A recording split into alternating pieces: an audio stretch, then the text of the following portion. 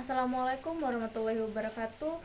Shalom, Om Swastiastu, Namo Buddhaya, salam kebajikan. Yang terhormat Ibu Den Intan Suryani selaku guru mata pelajaran Bahasa Indonesia dan yang saya hormati teman-teman sekalian. Pertama-tama, marilah kita ucapkan puji dan syukur atas kehadirat Allah Subhanahu wa taala karena atas berkat rahmat serta hidayahnya kita dapat berkumpul di sini dalam keadaan sehat walafiat. Tak lupa pula selawat beriring salam kita aturkan kepada junjungan kita Nabi besar Muhammad SAW dengan lafaz Allahumma sholli ala sayyidina Muhammad wa ala ali sayyidina Muhammad. Perkenalkan, nama saya Raisya Aulia Fitri. Kali ini saya akan menyampaikan pidato saya dengan tema hak asasi manusia dan berjudul hak sipil dan politik. Hadirin yang berbahagia, pada kesempatan yang berbahagia ini marilah kita bersama-sama mempelajari lebih lanjut mengenai hak asasi manusia, khususnya di bidang hak sipil dan politik.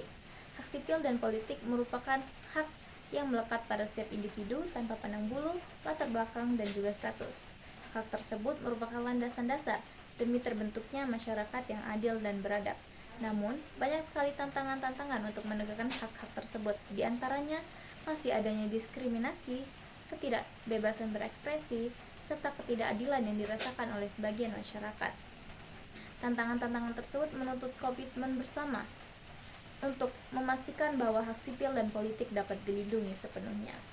Hadirin yang berbahagia, hak sipil dan politik mencakup kebebasan yang dijamin oleh konstitusi di berbagai negara, termasuk di Indonesia. Menurut laporan dari Komisi Nasional Hak Asasi Manusia atau Komnas HAM, kebebasan dapat diartikan sebagai salah satu hak dasar yang sering mendapat ancaman, baik secara langsung maupun tidak langsung. Dalam sebuah negara demokrasi, kebebasan berpendapat sangatlah penting untuk menciptakan keterbukaan serta kontrol masyarakat terhadap kebijakan pemerintah. Hadirin yang berbahagia, hak untuk dapat bebas dari diskriminasi merupakan bagian integral dari hak sipil dan politik. Menurut laporan data Amnesty Nasional, diskriminasi masih sering terjadi di berbagai negara dalam bentuk penangkapan terhadap akses pekerjaan, pelayanan kesehatan, serta pendidikan bagi kelompok minoritas. Diskriminasi ini tidak hanya melanggar hak individu, tapi juga merusak tatanan sosial serta memperlebar kesenjangan dalam masyarakat.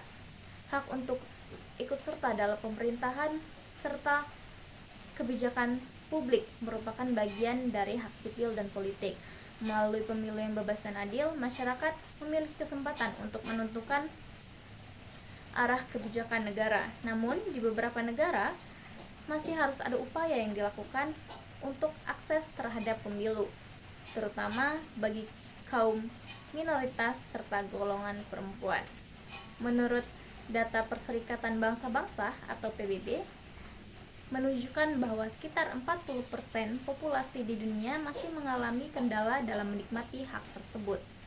Selain itu, pentingnya penegakan hukum dalam melindungi hak sipil dan politik juga tidak bisa kita abaikan. Tanpa penegakan hukum yang tegas dan adil, maka segala bentuk pelanggaran dalam hak asasi manusia akan semakin sulit diatasi. Hukum harus menjadi payung yang melindungi setiap individu, memastikan bahwa hak sipil dan politik tidak hanya tercatat di atas kertas, tetapi juga dijalankan dalam kehidupan nyata. Selain itu,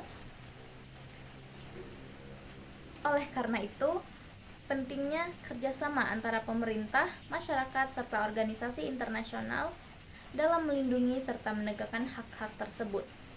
Hak sipil dan politik bukan hanya soal hukum dan peraturan, tetapi soal kenyamanan, rasa aman, serta martabat setiap individu. Kita harus mengedepankan toleransi untuk menciptakan lingkungan yang kondusif serta bagi tercapainya kenyamanan dan kesejahteraan masyarakat. Sebagai penutup, mari kita bersama-sama berkomitmen untuk terus memperjuangkan dan melindungi hak sipil dan politik bagi setiap individu.